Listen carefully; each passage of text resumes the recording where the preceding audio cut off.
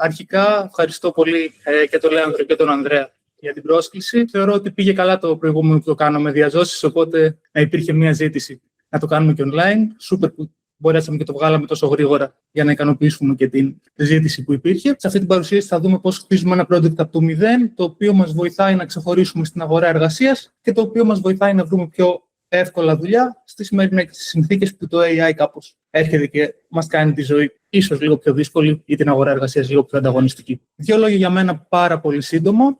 Ονομάζομαι Μιχάλης Χιονίδης, είμαι από το Κλικής, έχω σπουδάσει το τμήμα ηλεκτρολόγων μηχανικών και μηχανικών υπολογιστών του Αριστοτελείου Πανεπιστημίου Θεσσαλονίκης. Ξεκίνησα την καριέρα μου περίπου πριν από 6 χρόνια σαν Junior Data Engineer. Στην πορεία έγινα Full Stack Engineer, ξεκίνησα να φτιάχνω end-to-end εφαρμογές και πλέον θα χαρακτήριζα τον εαυτό μου σαν κάποιον ο οποίος φτιάχνει software και AI συστήματα, κυρίως για startups, αλλά και λίγο μεγαλύτερες επιχειρήσεις. Ξεκινώντας την παρουσίαση, αποφάσισα να το αρχίσω με το πώς ήμουν εγώ, πώς ήταν το κατάσταση στην οποία βρισκόμουν όταν πριν από 6 χρόνια ξεκίνησα να ψάχνω την πρώτη μου δουλειά, έχοντας μόλις ολοκληρώσει τις σπουδές μου. Ξεκίνησα με ένα screenshot το οποίο θα μπορούσε να είναι και το πραγματικό, όμως επειδή δεν μπορούσα να χρησιμοποιήσω το πραγματικό, έφτιαξα κάτι αντίστοιχο.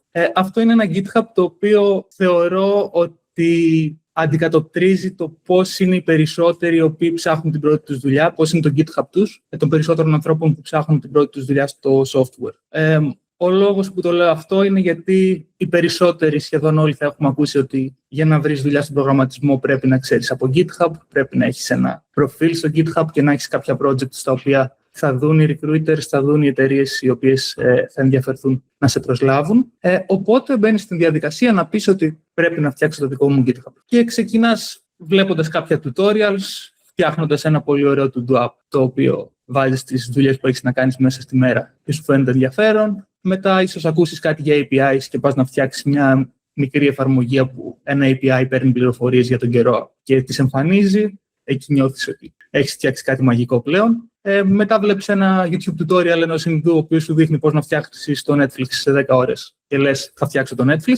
Το παρατάς κάπου στη μέση, το φτιάχνεις, αντιγράψεις όλο το repository όπως είναι. Ξεκινάς να φτιάξεις και ένα e-commerce site ή ένα e-shop το οποίο έχεις ακούσει ότι πολλοί το χρειάζονται. Το αφήνεις αυτό κάπου στη μέση και στο τέλος φτιάχνεις το portfolio σου, το οποίο έχει σκοπό κάποια στιγμή να το ανεβάσεις, να παίζει live, αλλά αυτή τη στιγμή παίζει μόνο στο localhost. Δεν ξέρω αν κι εσείς αντιμετωπίσατε το ίδιο πρόβλημα ξεκινώντας την καριέρα σας. Εγώ πάντως είχα ακριβώς αυτό. Ένα μισοφτιαγμένο GitHub που δεν περιείχε τίποτα ουσιαστικό, τίποτα ολοκληρωμένο και το οποίο είχε 2-3 διαφορετικές γλώσσες προγραμματισμού, τις οποίες προσπαθούσα να δείξω ότι καταλαβαίνω. Άρα, ένα από τα πράγματα που θα ήθελα να δούμε σήμερα είναι πώς να αποφύγουμε αυτή την κατάσταση και να το αντιστρέψουμε και πώς θα μπορέσουμε στο τέλος να φτιάξουμε ένα πολύ ωραίο GitHub, το οποίο δείχνει πολύ όμορφα, δείχνει πολύ επαγγελματικό και μας βοηθάει να βρούμε την επόμενη μας δουλειά. Το GitHub μας λοιπόν αποτελείται από πολλά project. Αυτό το οποίο θέλω να πω εδώ είναι το ότι ένα project δεν αρκεί να περιέχει τις πιο cool τεχνολογίες, τα πιο cool frameworks, τα οποία έχουμε δει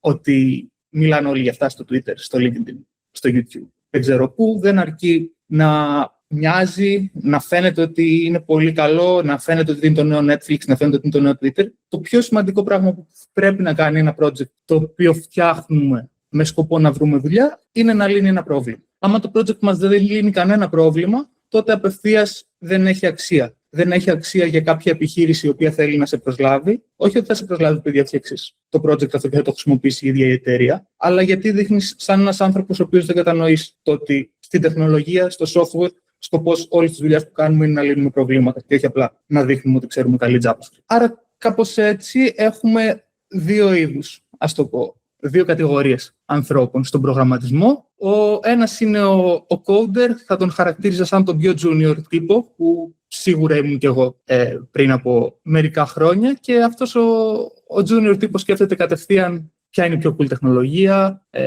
ποιο είναι το πιο cool project που μπορώ να φτιάξω, τι μου αρέσει εμένα, και ξεκινάει να φτιάχνει κάτι, ξεκινάει να διαβάζει, να παίρνει ένα course με σκοπό να πάρει ένα certificate, το αφήνει στη μέση, μισοφτιάχνει ένα project, το αφήνει και το project στη μέση γιατί τον ενδιαφέρει πιο πολύ να πάρει το certificate, οπότε σου λέει ας μην χάνω χρόνο στα projects. Έχει αφήσει κάτι το οποίο παίζει στο localhost, μπορεί να έχει πάρει το certificate ή μπορεί να το έχει παρατήσει και αυτό, ξεκινώντας το επόμενο course, και συνήθως μένει κάπου εκεί. Από την άλλη υπάρχει ο πιο senior, ας το πούμε, τύπος, ο οποίος σκέφτεται, ωραία, θέλω να φτιάξω κάτι με σκοπό να μπω σε ένα industry ή να πάρω μια πολύ συγκεκριμένη θέση. Εξετάζει ποια είναι τα προβλήματα τα οποία θα του άρεσε να αντιμετωπίζει στην καθημερινότητά του σε αυτή τη δουλειά. Βρίσκει ένα από τα προβλήματα αυτά. Μιλάει με χρήστες για να επιβεβαιώσει ότι αυτό το οποίο έχει βρει είναι πράγματι ένα πρόβλημα και ξεκινάει να χτίσει μια λύση γύρω από το πρόβλημα αυτό. Και μέχρι στιγμής δεν μας ενδιαφέρει καθόλου το tech stack, δεν μας ενδιαφέρει καθόλου. Παιδιά, βλέπω ότι κάνουμε ερωτήσεις, οπότε αν θέλετε τις κρατάτε και τις κάνουμε όλες μαζί στο τέλος για να μην διακόπτουν. Οπότε σκέφτεται, δεν με νοιάζει, δεν είναι το πιο βασικό πράγμα το ότι θα επιλέξω αυτές τις τεχνολογίες. Το πιο βασικό πράγμα είναι να λύσω ένα πρόβλημα το οποίο το αντιμετωπίζουν κι άλλοι και όταν θα έρθει η ώρα να το δείξω σε κάποιον, αυτός ο κάποιος θα μου δώσει και εμένα την επιβεβαίωση ότι ξέρεις, έλυσες κάτι σημαντικό. Μικρό ή μεγάλο δεν έχει σημασία. Αυτό θα σου δώσει πολύ παραπάνω πόντους και θα δείξει ότι το mindset σου είναι πολύ πιο senior.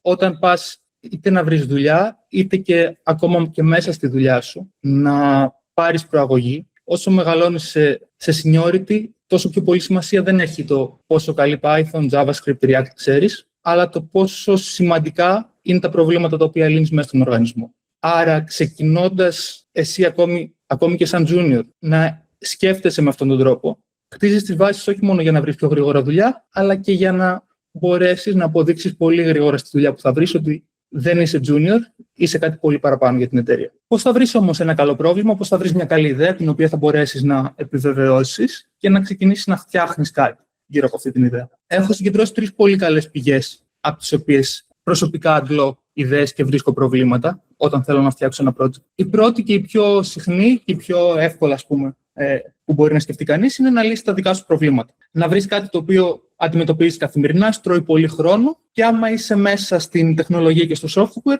να φτιάξεις ένα μικρό λογισμικό, μια μικρή αυτοματοποίηση, η οποία σου γλιτώνει όλο αυτό το χρόνο που σπαταλάς καθημερινά και σου παίρνει αυτό το πρόβλημα το οποίο σε εκνεύριζε. Να σας δώσω ένα πρακτικό παράδειγμα εδώ πέρα, πάνω σε κάτι το οποίο έφτιαξα πριν από μερικά χρόνια και το χρησιμοποιώ ακόμη και σήμερα. Όντας ελεύθερος επαγγελματίας, είχα ατομική επιχείρηση, στην οποία έπρεπε κάθε μήνα να μαζεύω τιμολόγια, έσοδα της εταιρείας, έξοδα της εταιρείας, να τα στέλνω στο λογιστή, να υπολογίζω ΦΠΑ, να υπολογίζω φόρους. Και όλο αυτό το πράγμα ήταν κάτι το οποίο μου έτρωγε αρκετές ώρες κάθε μήνα. Θα τις προσδιορίσω από 5 έως 10 ώρες σε μηνιαία βάση. Έτσι, όταν ήμουν στη διαδικασία που ήθελα να δείξω στον κόσμο ότι ξέρω να φτιάχνω λογισμικό και να δείξω στις εταιρείες ότι φτιάχνω καλό λογισμικό, έφτιαξα ένα μικρό software στο οποίο αντλούσε όλα μου τα τιμολόγια, ανέβαζα όλα τα τιμολόγια του μήνα και αυτό αυτόματα έφτιαχνε τη διαδικασία για την οποία θα έπρεπε να κάνω εγώ χειροκίνητο. Δηλαδή, εξήγαγε έσοδα, έξοδα, τα κατηγοριοποιούσε τα τιμολόγια, τα έστελνε στο λογιστή τις ημερομηνίες που έπρεπε, μου υπολόγιζε τους φόρους, μου υπολόγιζε το ΦΠΑ. Κόβοντας μου έτσι ένα μεγάλο μέρος του πονοκεφάλου. Οπότε αυτό όχι μόνο με έμαθε, μου έλυσε το δικό μου προσωπικό πρόβλημα, αλλά με βοήθησε στη συνέχεια στη συνεντεύξη μου να δείξω ότι έχω φτιάξει κάτι το οποίο λύνει ένα πραγματικό πρόβλημα και το οποίο λειτουργεί, αλλά και να μάθω τις τεχνολογίες τις οποίες χρησιμοποιείς ακόμη καλύτερα. Ένας δεύτερος τρόπος για να βρεις και να λύσεις προβλήματα, άμα δεν είναι τα δικά σου, είναι μέσα σε ένα κλάδο στον οποίο ξέρεις. Τα πιο συνηθισμένα προβλήματα που λύνουν με αυτόν τον τρόπο μπορεί να είναι ότι οι γονείς μας κάνουν μια δουλειά, έχουν ένα δικό τους μαγαζί μικρό, μια μικρή επιχείρηση. Οι γονείς μας δεν είναι και πολύ εξοικειωμένοι με την τεχνολογία, κατά πάσα πιθανότητα, και υπάρχει κάτι το οποίο βλέπεις ότι τους προβληματίζει, γκρινιάζουν, το τρώνε συχνά πολύ χρόνο επαναλαμβανόμενο να κάνουν το ίδιο πράγμα και οι διαδικασίες που ακολουθούν δεν είναι καθόλου αποτελεσματικές. Οπότε εκεί πάνω πολύ εύκολα μπορείς να βρεις ένα μικρό πρόβλημα που μπορεί να αυτοματοποιηθεί, να ξεκινήσεις να φτιάχνεις μια αυτοματοποίηση με σκοπό να τους λύσεις το πρόβλημα. Κατά πάσα πιθανότητα θα το αντιμετωπίζουν το ίδιο πρόβλημα και άλλοι, όχι μόνο οι γονείς σου, οι οποίοι κάνουν μια σχετική δουλειά. Οπότε αυτό είναι κάτι το οποίο θα μπορούσες πολύ εύκολα να το δείξεις και σε άλλους ανθρώπους που ανήκουν στον ίδιο κλάδο. Τέλος, μια ωραία πηγή στις οποίες μπορούμε να βρίσκουμε προβλήματα είναι τα communities, είναι τα social media. Το Reddit, για παράδειγμα, ή το Twitter είναι communities τα οποία μαζεύονται χρήστες και συζητάνε. Στο Reddit υπάρχουν threads σχετικά με τα περισσότερα μεγάλα λογισμικά εκεί έξω. Μεγάλο λογισμικό μπορεί να είναι το Notion, μπορεί να είναι το Slack ή μπορεί να είναι μικρότερες εφαρμογές που δεν έχουν καν τόσο μεγάλο εύρος χρηστών. Και εκεί πέρα οι άνθρωποι μιλάνε και συζητάνε σχετικά με το πώς τους ενοχλεί αυτό το feature που έχει, για παράδειγμα, το Slack και δεν τους αφήνει, για παράδειγμα, να σώσουν μηνύματα άμα δεν ξεκινήσουν να πληρώνουν συνδρομή. Ή πόσο καλύτερο θα μπορούσε να είναι αν είχε και αυτό το extra feature. Από εκεί μπορούμε πολύ εύκολα να αντλήσουμε πολύ καλές ιδέες και να ξεκινήσουμε να φτιάχνουμε ένα μικρό προϊόν το οποίο δεν χρειάζεται να έχει όλα τα features του Slack, δεν χρειάζεται να είναι το νέο Slack. Μπορεί να λύνει μόνο αυτό το πολύ μικρό πρόβλημα. Μπορεί να είναι ένα integration που θα μπει μέσα στο Slack ή μπορεί να είναι ένα μικρό λογισμικό που απλά απαντάει πάνω στο πρόβλημα που αντιμετωπίζουν οι χρήστες. Κάπως έτσι, αυτές οι τρεις θεωρώ ότι είναι τρεις πολύ καλές διαφορετικές πηγές για να αρχίσουμε να ψάχνουμε και να βρίσκουμε αληθινά προβλήματα, τα οποία έχουν αξία για πολλούς ανθρώπους. Άρα, η λύση που θα φτιάξουμε είναι κάτι το οποίο θα θέλουν και άλλοι να χρησιμοποιήσουν. Ένα μικρό framework το οποίο χρησιμοποιώ κάθε φορά που θέλω να αποφασίσω αν αυτό το οποίο πάω να φτιάξω είναι όντως πρόβλημα ή αν αυτό είναι κάτι το οποίο είναι απλά στο μυαλό μου, είναι το ότι όταν έχεις μια ιδέα, ένα πρόβλημα το οποίο ήδη υπάρχουν λύσεις και οι άνθρωποι ήδη πληρώνουν κάποια χρήματα για να λύσουν αυτό το πρόβλημα, τότε μάλλον είναι ένα πραγματικό πρόβλημα, δεν είναι στο μυαλό μας. Και εφόσον υπάρχουν άνθρωποι που πληρώνουν, σίγουρα υπάρχει και χώρος για μια διαφορετική λύση, η οποία μπορεί να είναι πιο οικονομική, μπορεί να λύνει κάποια ειδική περίπτωση στην οποία τα υπάρχοντα software δεν τη λύνουν, μπορεί λίγο να διαφοροποιείται τέλος πάντων από τον ανταγωνισμό. Οπότε αυτό θα είναι συνήθως ένα καλό πρόβλημα για να λύσουμε. Πράγματα τα οποία οι άνθρωποι επίσης κάνουν με πολλά Excel, πολλά spreadsheet, copy-paste από εδώ και από εκεί την πληροφορία, τη μετακινούν κάθε μέρα χειροκίνητα, διαβάζουν τα Excel, παίρνουν τους πίνακες, τους περνάνε κάπου αλλού, τους στέλνουν σε emails. Όλα αυτά πλέον μπορούν να αυτοματοποιηθούν πάρα πολύ εύκολα με τα εργαλεία της τεχνητής νοημοσύνης, οπότε έχει πολύ μεγάλο νόημα να κοιτάμε και προς τα εκεί. Όταν έχεις μια ιδέα για ένα πρόβλημα και τη συζητάς με τον πιθανό χρήστη σου και αρχίζει να σου μιλάει για αυτό το πρόβλημα περισσότερο από ό,τι περίμενες, τότε είναι σαν να έχεις πετύχει το jackpot. Γιατί συνήθως αυτό που γίνεται είναι πάμε και φτιάχνουμε κάτι, σκέφτομαι πω αυτό είναι πολύ cool, το λέω στους φίλους μου και μου λένε ωραίο, cool, μια χαρά. Άμα όμως ο άλλος, τον οποίο πας να του μιλήσεις, αρχίσει και σου μιλάει για αυτό το οποίο πας εσύ να φτιάξεις, καταλαβαίνεις όχι μόνο το ότι είσαι σε ένα πολύ καλό σημείο, αλλά και το ότι κατά πάσα πιθανότητα το πρόβλημα που έχεις σκεφτεί είναι πολύ διαφορετικό από αυτό που μπορεί να το έχουν οι χρήστες. Μπορεί να έχουν οι χρήστες σου. Οπότε παίρνεις άμεσα feedback και αυτό σε βοηθάει πάρα πολύ να κατηγοριοποιήσεις σωστά το πρόβλημα. Και οτιδήποτε είναι κάτι το οποίο ξέρεις επαναλαμβάνεται κάθε μέρα, κάθε εβδομάδα έχω το ίδιο πρόβλημα, όπως αυτό που σας είπα πριν με τα λογιστικά, είναι κάτι το οποίο δεν είναι one-off και ξέρεις ότι θα σου εμφανιστεί ξανά και ξανά. Συνήθως είναι κάτι που αξίζει να προσπαθήσεις να το επιλύσεις. Οπότε όμως δεν είναι καλή η ιδέα ή το πρόβλημα που έχουμε σκεφτεί. Εάν είναι κάτι στο οποίο δεν ξέρεις κανέναν ο οποίος θα το χρησιμοποιούσε σήμερα, αν δηλαδή εγώ έχω μια ιδέα να φτιάξω κάτι, μου φαίνεται πολύ τέλειο, αλλά αν με ρωτήσεις ποιος θα το χρησιμοποιήσει, δεν μπορώ να σου πω ούτε ένα άτομο. Αν είναι κάτι το οποίο δεν το έχει φτιάξει κανείς και είναι η μοναδική και η πιο πρωτότυπη ιδέα που υπάρχει στον κόσμο, τότε κατά πάσα πιθανότητα υπάρχει λόγος που δεν το έχει φτιάξει κανείς άλλος. Και καλό είναι να μην θεωρήσουμε ότι αυτός ο λόγος είναι ότι είμαστε πιο έξυπνοι που υπάρχουν στον κόσμο. Μπορεί και να είμαστε, αλλά συνήθως δεν είναι αυτός ο λόγος που δεν έχει φτιαχτεί η λύση. Και επίσης, αν υπάρχουν ήδη δωρεάν εργαλεία που το λύνουν αυτό το πρόβλημα και δεν ξέρεις κανένα να παραπονιέται, ξέρεις, είναι ένα πολύ απλό πρόβλημα, υπάρχει λύση, στην παρέα έχουν 15 διαφορετικοί πάροχοι.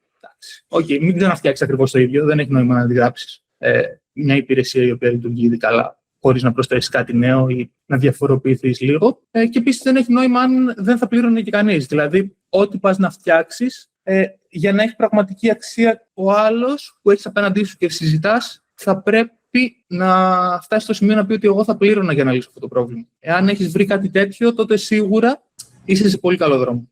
Έχουμε βρει ένα πρόβλημα, έχουμε την κατεύθυνση, έχουμε το industry στο οποίο στοχεύουμε να φτιάξουμε μια λύση. Αν τα έχουμε κάνει όλα αυτά μέχρι τώρα, είμαστε σε πάρα πολύ καλό δρόμο. Συνήθως δεν τα κάνουμε βέβαια. Και αυτό που κάνουμε συνήθως είναι ότι έχω την ιδέα και ανοίγω κατευθείαν το Visual Studio Code, ανοίγω κατευθείαν το Cloud Code, δεν ξέρω τι, και ξεκινάω να του περιγράφω την ιδέα μου και του ζητάω να το φτιάξει σε 2 prompts. Αυτός είναι ο καλύτερος τρόπος για να περάσουμε την ώρα μας, μάλλον διασκεδαστικά για εμάς, αλλά όχι ο καλύτερος τρόπος για να φτιάξουμε κάτι το οποίο θα μας βοηθήσει να βρούμε μια δουλειά ή να βγάλουμε χρήματα. Ο λόγος είναι το ότι πολλές φορές ξεχνάμε να μιλήσουμε με τους ανθρώπους οι οποίοι αντιμετωπίζουν αυτό το πρόβλημα. Οπότε αυτό που λέω είναι ότι προτού φτιάξεις οτιδήποτε, προτού φτιάξεις ένα project, προτού ξεκινήσεις να γράφεις τα πρόμpt σου και να ζητάς από το cloud να σου υλοποιήσει μια εφαρμογή, έναν αυτοματισμό ή οτιδήποτε, καλύτερα μίλα, αν όχι με 5, μίλα με 2-3 ανθρώπους οι οποίοι αντιμετωπίζουν αυτό το πρόβλημα. Και ο λόγος είναι ότι θα πάρεις πολύ feedback αν τους μιλήσεις για τη λύση την οποία έχεις στο μυαλό σου να φτιάξεις. Θα πάρεις πολύ feedback αν πράγματι αυτοί οι άνθρωποι είναι στην κατηγορία του χρήστη στον οποίο στοχεύεις, γιατί θα δεις ότι θα σου πούνε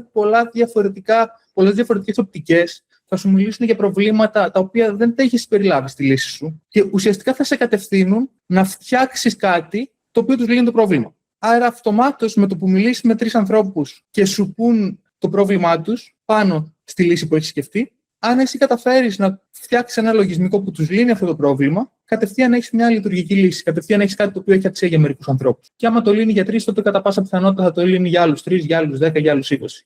Όσο μιλάς γενικότερα με πιθανούς χρήστες, τόσο θα βρίσκεις και θα κάνεις τη λύση σου καλύτερη. Συνοπτικά, να δούμε λίγο τα βήματα που έχουμε μιλήσει μέχρι τώρα. Έχουμε μια ιδέα, κάνουμε την έρευνά μας, μιλάμε με χρήστες. Αφού το κάνουμε αυτό, καταλήγουμε στο ποιο είναι το πρόβλημα και καταλήγουμε στο scoping της λύσης, δηλαδή ποια είναι αυτά τα features που θα πρέπει να έχει η λύση μας. Ουσιαστικά εδώ πέρα, γιατί μιλάμε για ένα MVP, μια πρώτη έκδοση, θέλουμε ουσιαστικά να λύνει ένα πολύ συγκεκριμένο πρόβλημα αυτή η λύση στην οποία έχουμε καταλήξει. Αφού βρούμε το πρόβλημα και αφού οριοθετήσουμε τη λύση, δεν θέλουμε να φτιάξουμε κάτι πολύ μεγάλο έτσι, γιατί σκοπός είναι να φτιάξουμε μια λύση πολύ γρήγορα, όχι να φτιάξουμε ένα τέλειο σύστημα με 1000 διαφορετικά features και να φάμε 3 μήνες πάνω σε καμία περίπτωση. Αφού λοιπόν έχουμε καταλήξει σε μια βασική λύση, επιλέγουμε το tech stack που θα χρησιμοποιήσουμε με σκοπό να είναι το κατάλληλο το οποίο μας λύνει το πρόβλημα. Δηλαδή, πρώτα θα επιλέξεις το πρόβλημα και μετά θα πας στο tech stack.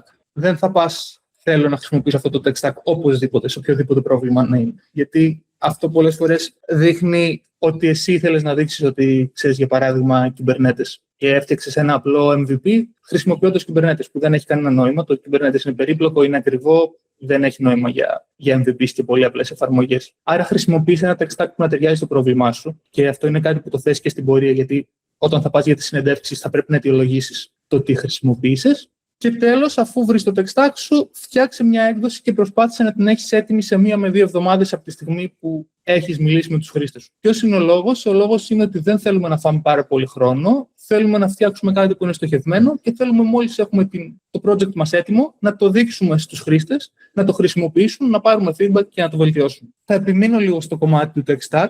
Το tech stack πρέπει να ταιριάζει στο πρόβλημα και πρέπει συγχρόνως να αποφεύγουμε το over-engineering. Το παράδειγμα που έδωσα με τους Kubernetes ή αντίστοιχα microservices είναι εκεί. Δηλαδή, μην φτιάξεις microservices σε ένα πολύ απλό application, μην βάλεις Kubernetes. Θέλεις όμως να δείξεις και κάποια συγκεκριμένα skills, έτσι, γιατί μπορεί να στοχεύεις ένα ρόλο front-end developer, back-end developer ή full stack ή machine learning. Οπότε εκεί θα βρεις ένα πρόβλημα το οποίο να ταιριάζει και με το ρόλο που στοχεύεις. Να ταιριάζει με το ρόλο και να ταιριάζει και με τα skills. Δηλαδή, προφανώς και τα skills είναι σημαντικά, γιατί όλα τα job descriptions δείχνουν και ψάχνουν skills. Όταν σκανάρουν οι εταιρείες τα βιογραφικά μας, κοιτάνε για συγκεκριμένα skills. Άρα θα πρέπει το πρόβλημα που θα διαλέξεις να ταιριάζει με το ρόλο σου και το πρόβλημα που θα διαλέξεις κατά κάποιο τρόπο να είναι σχετικό και με τα skills τα οποία θέλεις να χτίσεις πάνω σε αυτό το ρόλο.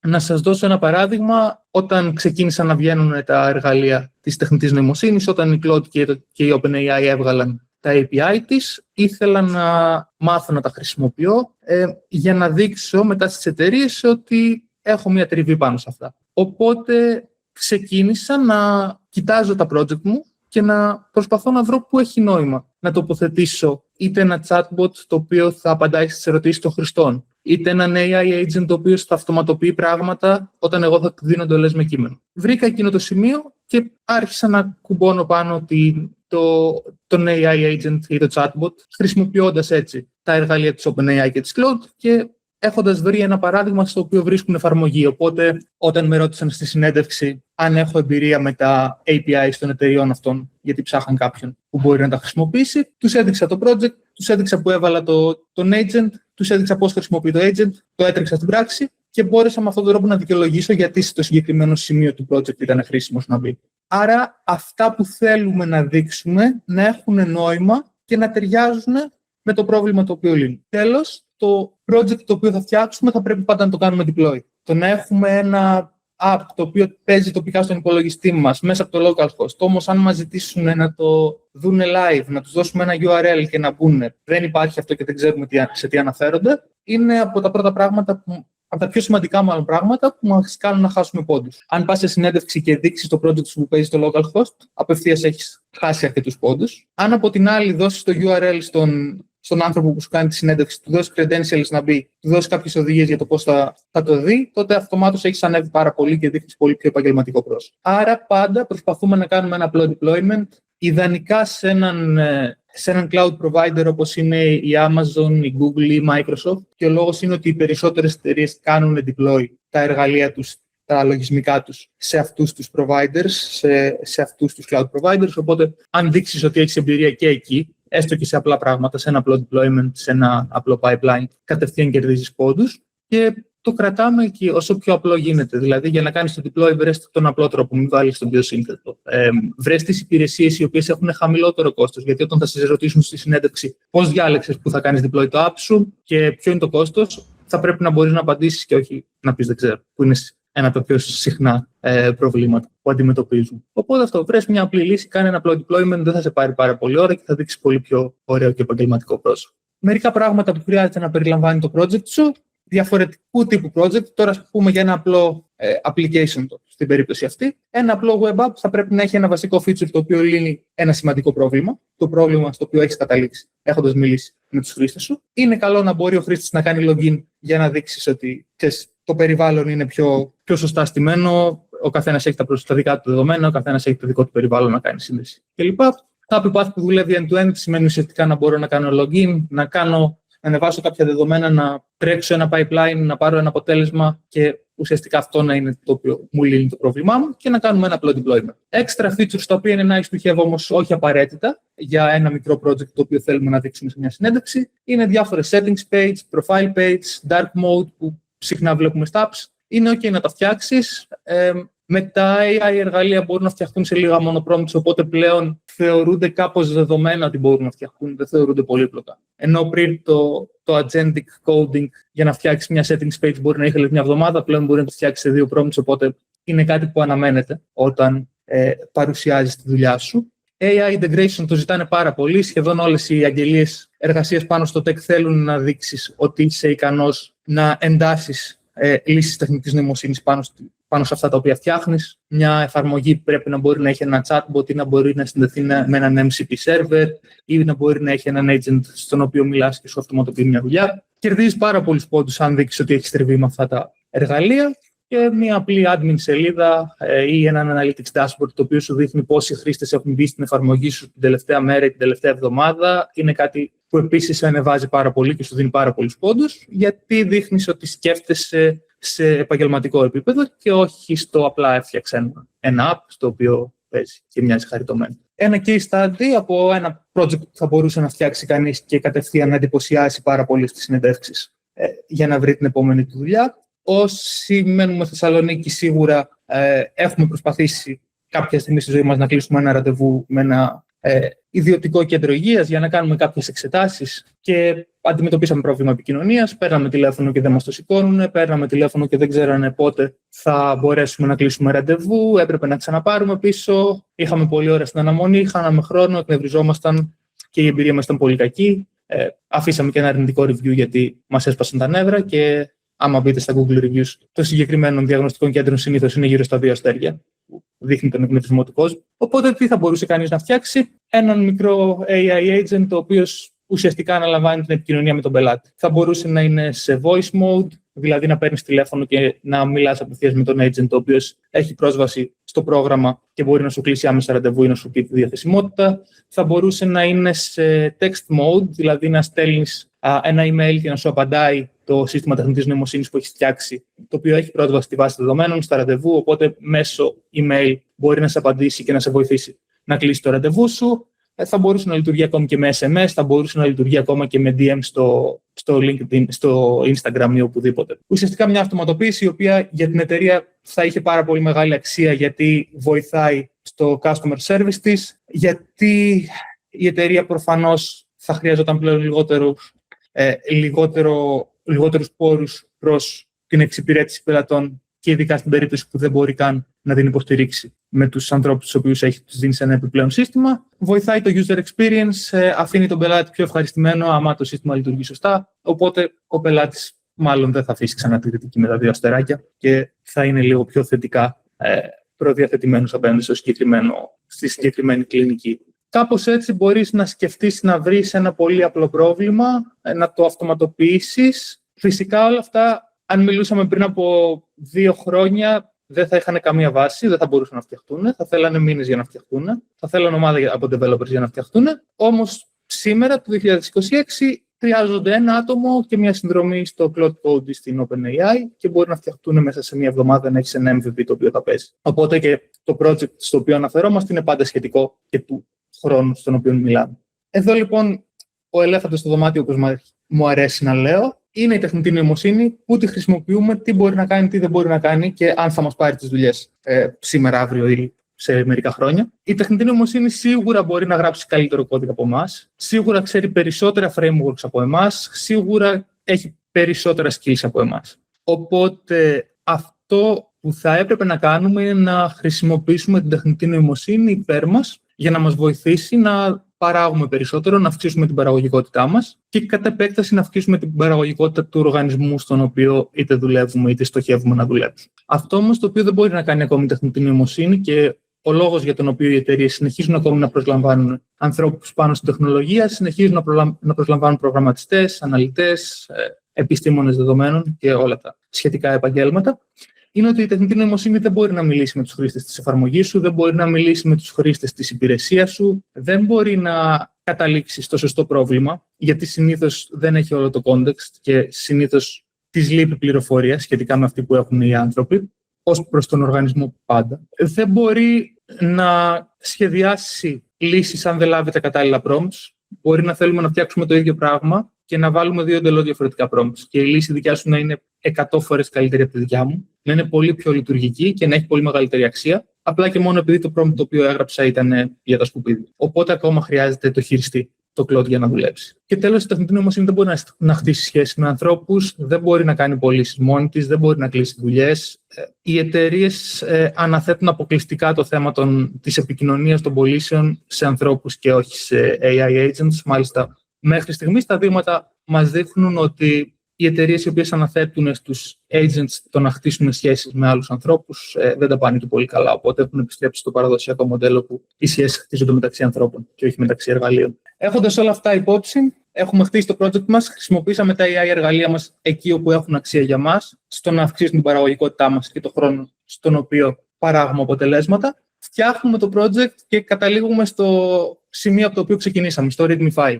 Αυτό λοιπόν το οποίο θα πρέπει να έχουμε, πέρα το project να είναι ολοκληρωμένο και όπως είπαμε να έχει γίνει deploy κάπου και να παίζει, και όχι μόνο στον υπολογιστή μας, και άμα χαλάσει ο υπολογιστής, χάθηκε το project, θα πρέπει να έχουμε και ένα ωραίο README, το οποίο όταν θα το δει ο πιθανός συνεργάτης, ο πιθανός εργοδότης, ο πιθανός recruiter, κατευθείαν να κερδίσουμε πόντους στα μάτια του. Δηλαδή θα πρέπει να κάνει define πάρα πολύ συγκεκριμένα ποιο είναι το πρόβλημα το οποίο λύνει αυτό το project. Θα πρέπει να μιλάει για το πώς καταλήξαμε σε αυτό το πρόβλημα και ιδανικά με ποιους ανθρώπους μιλήσαμε για να κάνουμε το validation του προβλήματος αυτού. Τι μάθαμε, τι feedback πήραμε από τους πιθανούς χρήστες, το οποίο feedback άλλαξε το scoping και από εκεί που είχαμε μια αρχική ιδέα τελικά φτιάξαμε κάτι αρκετά διαφορετικό. Τι χτίσαμε τελικά, βάλει και ένα demo βίντεο, δηλαδή βάλε ένα βίντεο στο οποίο δείχνεις πώς ένας χρήστης συνδέεται στην εφαρμογή σου, τι κάνεις, πώς τη χρησιμοποιεί και τι αποτελέσματα παίρνει, γιατί απλά ο κώδικας δεν λέει τίποτα σε κανέναν, κανείς δεν έχει χρόνο να κάτσει να διαβάσει κώδικα. Οπότε δείξε με ένα βίντεο τι κάνει αυτό το οποίο έχει φτιάξει.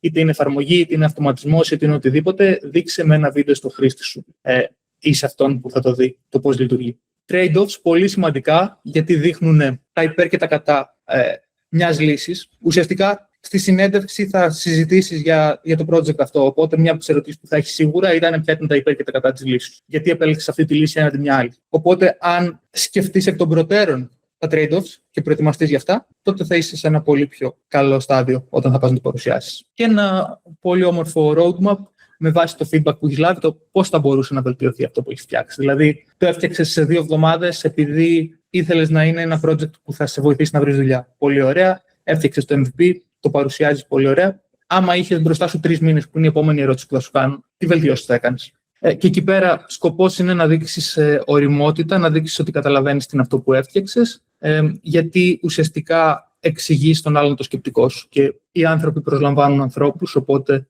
είναι πολύ σημαντικό να να δείξεις ότι το σκεπτικό το δικό σου ταιριάζει με το περιβάλλον στο οποίο θέλεις να δουλέψεις. Αφού τα κάνουμε όλα αυτά, το τελευταίο βήμα είναι να το παρουσιάσουμε. Το παρουσιάζουμε οπωσδήποτε στο LinkedIn. Είναι κάτι το οποίο οι περισσότεροι ακόμα και σήμερα δεν το κάνουν και πραγματικά ποτέ δεν κατάλαβα γιατί να μην το κάνεις αν δεν έχεις προσπαθήσει έστω και μία φορά.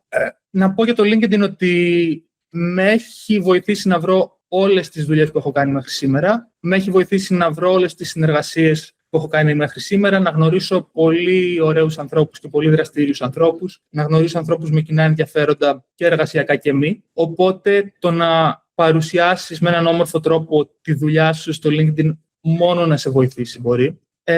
Ιδανικά θέλουμε να το παρουσιάσουμε με μια μορφή storytelling, όχι είμαι ενθουσιασμένος να ανακοινώσω ότι έφτιαξε το τέλειο app. Ιδανικά θέλουμε ακόμη και στο post που θα κάνουμε στο LinkedIn να εξηγήσουμε στον άλλον τα βήματα τα οποία κάναμε, να δείξουμε το σκεπτικό μας. Φτιάξαμε μια λύση, γιατί, ποιο πρόβλημα λύνει, ποια ήταν η έρευνα που κάναμε, πώς καταλήξαμε στη λύση και ποιο είναι το lesson που πήραμε από αυτό.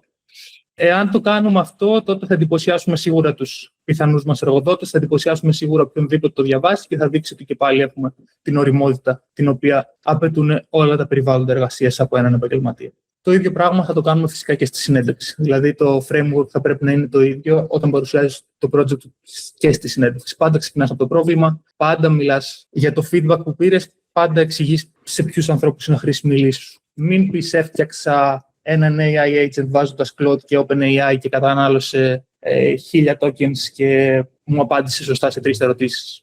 Θα το χάσεις κατευθείαν αν μιλήσεις για τεχνικά ζητήματα, προτού μιλήσεις για το ποια είναι η πραγματική αξία αυτού που έχεις φτιάξει. Οπότε, πριν ξεκινήσεις το επόμενο project, για να το συνοψίσουμε, ξεκινάς πάντα από το πρόβλημα και από τους χρήστες που αντιμετωπίζουν αυτό το πρόβλημα. Κάνοντας 2, 3, 5 συζητήσεις είναι πολύ πιο ωφέλιμο από το να φας μια εβδομάδα, 10 μέρες γράφοντας κώδικα και φτιάχνοντας κάτι που δεν ξέρεις αν το χρειάζεται κανείς. Και τέλος, πάντα να το παρουσιάζεις σαν ένα πραγματικό case study. Ιδανικά παρουσίασέ το σαν ένα προϊόν και όχι σαν ένα απλό project. Δηλαδή, κερδίζεις πόντους και εκεί. Όσο πιο επαγγελματικά παρουσιάζεις τη δουλειά σου, κερδίζεις πόντους. Οπότε παρουσίασέ το στο README που θα φτιάξεις στο LinkedIn και στο interview σου. Και προσπάθησε να το παρουσιάσεις με έναν τέτοιο τρόπο ώστε να καταλάβει την αξία του αυτό που το διαβάζει. Κλείνω λέγοντας ότι στην εποχή της τεχνητής νοημοσύνης αυτό που ψάχνουν οι εταιρείες δεν είναι skills. Skills έχει το Claude, έχει και το ChatGPT.